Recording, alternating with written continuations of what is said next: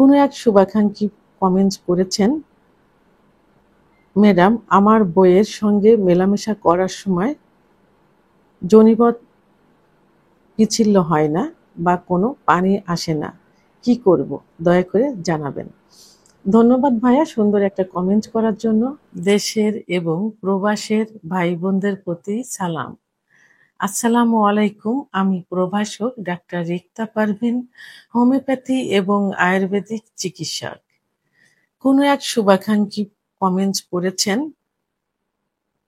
Madam আমার বইয়ের সঙ্গে মেলামেশা করার সময় যোনিপথ পিচ্ছিল হয় না বা কোনো পানি আসে না, কি করব দয়া করে জানাবেন। ধন্যবাদ ভাইয়া সুন্দর একটা কমেন্ট করার জন্য।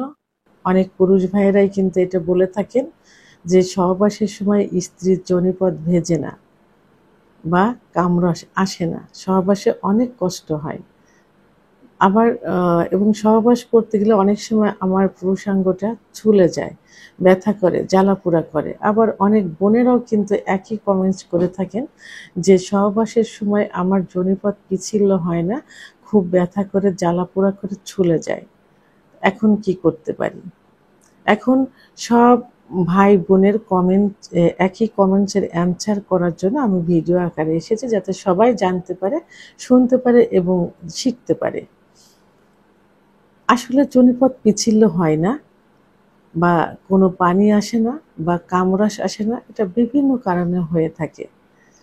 এটা চিকিৎসাযোগ্য, চিকিৎসা নিলে কিন্তু এটা ঠিক হয়ে যায়। সেহেতু এটা নিয়ে ভেঙে পড়ার কোনো কারণ নেই, কোনো দুশ্চিন্তার কারণ নেই, তাই উদ্বিগ্ন হওয়ার কোনোই প্রয়োজন নেই।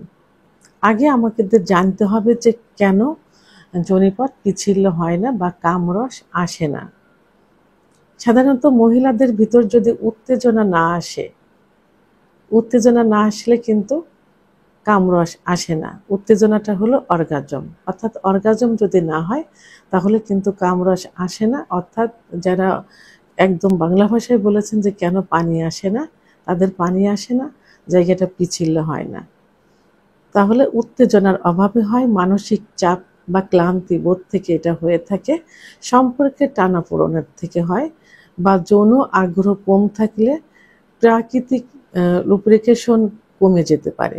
অর্থাৎ এখানে যদি সম্পর্কটা ভালো না থাকে, স্বামী স্ত্রীর সম্পর্ক ভালো না থাকে, একে অপরের প্রতি যদি আকর্ষণ না থাকে, তাহলে কিন্তু এটা হয়ে থাকে। অনেক ফ্যামিলিতে আছে, দেখা যায় যে স্ত্রীর মতামতের বাইরেই তাকে বিয়ে দিয়েছে, পছন্দের বাইরেই বিয়ে দিয়েছে, তার স্বামীর প্রতি তার তেমন কোনো আকর্ষণ নেই। আবার এমনও হয়ে থাকে যে ছেলের অনুমতির ছাড়া, ছেলের পছন্দ ছাড়া বিয়ে দিয়েছেন, যে কারণে যার সহবাসে যেতে হয় তাই যায়। তো তার ভিতর যে কাম উত্তেজনা আনতে, তাকে যে অর্গাজম করতে যে নিয়মগুলো ফলো করতে হয়, সে ফলো না করে একবারে নিজের বীর্যপাত ঘটানোর জন্য, একটু বাচ্চার জন্য তারা সহবাসে লিপ্ত হয়। এরকমও কিন্তু হয়ে থাকে। আবার হরমোনের ভারসাম্যতার কারণে এটা হয়ে থাকে।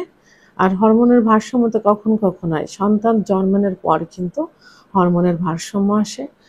মেনোপজের সময়, অর্থাৎ মেয়েদের যখন মাসিক বন্ধ হয়ে যায়, বিশেষ করে 40 থেকে 45-এর মধ্যে কিন্তু অনেকের মাসিক বন্ধ হয়ে যায়। সর্বশেষ 50 বছর বয়সে মেয়েদের মাসিক বন্ধ হয়। তো এর কাছাকাছি মাঝামাঝি সময়ে কিন্তু মেয়েদের বডিতে বিভিন্ন হরমোন থাকে, এই হরমোনের ভারসাম্য দেখা দেয়। তাহলে মেনোপজের সময় কিন্তু হরমোনের ভারসাম্য আসতে পারে। কিছু জন্ম নিয়ন্ত্রণের যে ওষুধগুলো আছে, সেই ওষুধগুলো সেবন করলে আসে। কিছু ঔষধ, যেমন আপনার উচ্চ রক্তচাপের যে ওষুধগুলো থাকে, এই ওষুধগুলো খেলেও কিন্তু হরমোনের তারতম্য হতে পারে। স্তনদানকালে, যখন বাচ্চা ডেলিভারির পরে, যখন বাচ্চা বুকের দুধ পান করে, তখন কিন্তু হরমোনের ইমব্যালেন্স হয়, হরমোনের ভারসাম্যতা হয়, তখনও কিন্তু এটা হতে পারে। ওষুধের যে প্রভাবটা আমি প্রথমে বলেছি যে উচ্চ রক্তচাপ, এখানে অ্যান্টি ডিপ্রেশন, অ্যান্টি হিস্টামিন জাতীয় যে ওষুধগুলো আছে, এই ওষুধগুলো খেলেও কিন্তু হরমোনের ভারসাম্যতা আসে। তো তো আমরা সাধারণত জানি যে মেয়েদের ইস্ট্রোজেন হরমোন কমে গেলে প্রোলাক্টিন হরমোন বেড়ে গেলে যৌন অক্ষমতা আসে। এক কথায় এই হরমোনগুলোর কারণেই হয়।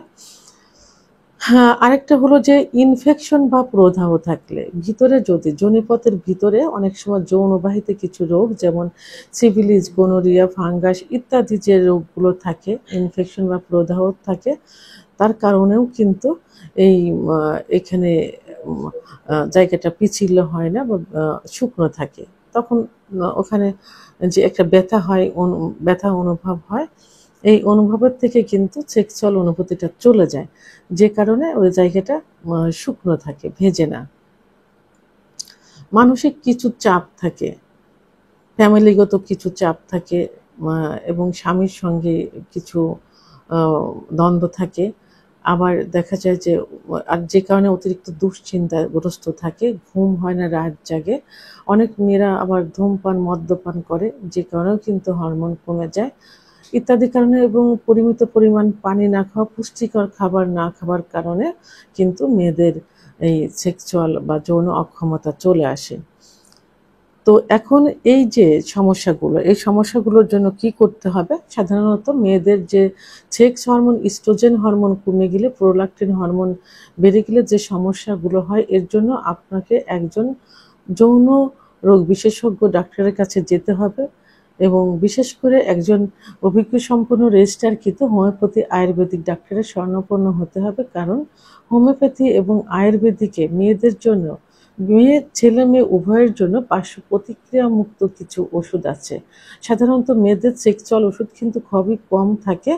তো সেক্ষেত্রে হোমিওপ্যাথিতে লক্ষণ বুঝে এবং আয়ুর্বেদিকের লক্ষণের উপর ভিত্তি করে অনেক ভালো ভালো মেডিসিন রয়েছে, যেগুলো সেবন করলে ইস্ট্রোজেন হরমোনটা বেড়ে যাবে। তাই এই জন্য একজন অভিজ্ঞ সম্পন্ন রেজিস্ট্রারকৃত হোমিওপ্যাথি ডাক্তারের শরণাপন্ন হতে হবে। এবং যদি সিফিলিস, গোনোরিয়া ইত্যাদি রোগের লক্ষণ দেখা যায় এবং অতিরিক্ত যদি লিউকোরিয়া যায়, সেক্ষেত্রে একজন গাইনোকোলজিস্ট অথবা একজন অভিজ্ঞ সম্পন্ন হোমিওপ্যাথি ডাক্তারের শরণাপন্ন হতে হবে।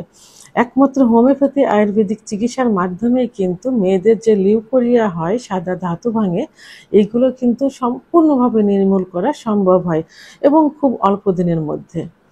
তো যে সমস্যা, এই যে পানি না আসা বা অর্গাজম না হওয়া, এর জন্য অবশ্যই আপনাদের একজন অভিজ্ঞ সম্পন্ন ডাক্তারের শরণাপন্ন হতে হবে। ডাক্তার কিছু পরীক্ষা নিরীক্ষা দিবেন, কিছু লক্ষণ দিবেন, সেই লক্ষণের উপর ভিত্তি করে যে কারণগুলো, যদি অনেকে যে হস্তমৈথুন ইত্যাদি কারণেও কিন্তু মেয়েদের এই যৌন অক্ষমতা হয়, ধূমপান, মদ্যপান, এইগুলো থেকে দূরে থাকার কথা বলবেন, এইগুলো মেনে চলতে হবে এবং চিকিৎসা নিতে হবে। এবং সর্বোপরি যে স্বামী, অর্থাৎ সহবাসে যখন যাবেন, তো স্বামীকে বলবো যে আপনার স্ত্রীকে পরিমিত পরিমাণ, মানে অতিরিক্ত পরিমাণে ফোরফেলে করবেন। কারণ মেয়েদের সেক্স উত্তেজনা কিন্তু লুকায়িত থাকে, সেক্স লুকায়িত থাকে। কোনো কোনো মেয়েদের দেখা যায় 10 থেকে 15 মিনিট ফোরফেলে করার পর সেক্স উত্তেজনা আসে, এরপর সহবাসে লিপ্ত হওয়ার আর কিছু সময়, অনেক মেয়েদের 30 থেকে 35 মিনিটও সময় লেগে যায়। তাহলে এদিকে 10-15-20 মিনিট ফোরপ্লে করতে হবে, ওদিকে 10-15 মিনিট সহবাসে লিপ্ত থাকতে হবে। তাহলে কিন্তু একটা মেয়ের অর্গাজম হবে, অর্থাৎ কামড়াস আসবে, জায়গাটা ভিজবে। এই জন্য ফোরপ্লেটা বেশি করে করতে হবে। আর পুষ্টিকর খাবার, দুধ, ডিম, খেজুর, কাজু বাদাম, মধু, ঘি, এগুলো খাওয়াতে হবে। মানসিক রিল্যাক্সে রাখতে হবে, দুশ্চিন্তা থাকতে হবে, এবং পরিমিত পরিমাণ ঘুমানোর চেষ্টা করাতে হবে। অর্থাৎ স্ত্রীকে সর্বদিক থেকে সুখে রাখার চেষ্টা করতে হবে। তাহলে তার সেক্স হরমোন জাগ্রত হবে, উত্তেজনা আসবে, উত্তেজনা আসলে কামড়া সব আসবে, জায়গাটা পিচ্ছিল হবে। অনেক মেয়েদের রক্ত শূন্যতা থাকে, অনেক রোগ শোক থাকে। সর্বোপরি খেয়াল রেখে তাকে চিকিৎসা দিতে হবে। ভিডিওটি সম্পর্কে যদি কোনো মতামত থেকে থাকে, অবশ্যই কমেন্টসের মাধ্যমে জানাবেন। আর ভিডিওটি ভালো লাগলে লাইক, কমেন্ট, সাবস্ক্রাইব করে সঙ্গে থাকুন। আল্লাহ হাফেজ।